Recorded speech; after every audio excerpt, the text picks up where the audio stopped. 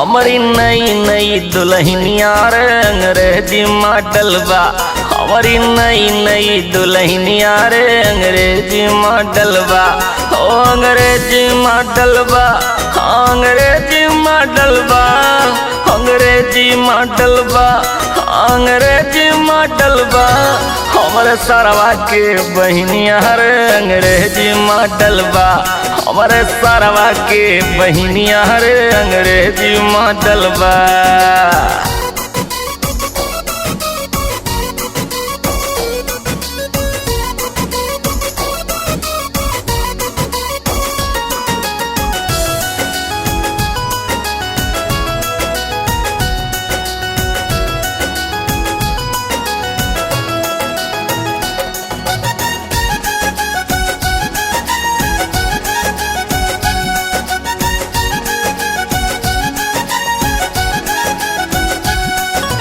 थम्सम Pepsi cocoa कोला के बाद चस्का भारी। घर के खाना छोड़ के मैगी रोज मंगावे उधारी।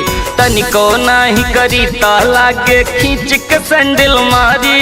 और तनिको नाही करी ताला के खींच के सैंडल मारी। गजब नखरीली दिल जनिया हर अंग्रेजी मॉडल बा। गजब नखरीली दिल जनिया हर अंग्रेजी मॉडल बा।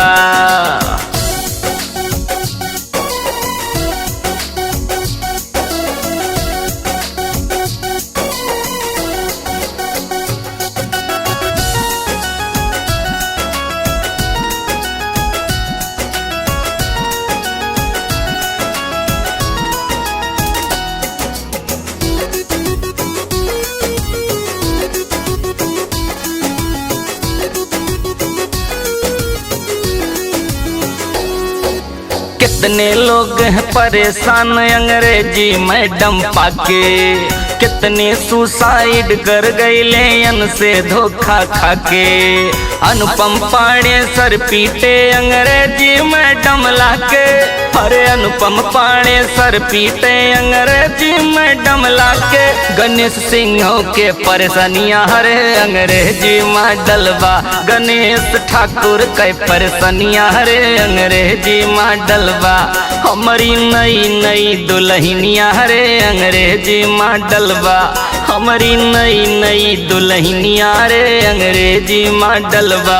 ओ अंग्रेजी मॉडल बा, हाँ अंग्रेजी मॉडल बा, अंग्रेजी मॉडल बा, हाँ अंग्रेजी मॉडल बा। मीठा जहर भरल रे नगिनिया रे अंग्रेजी मॉडल बा। हमरे से जिया के सुगनिया रे अंग्रेजी मॉडल बा।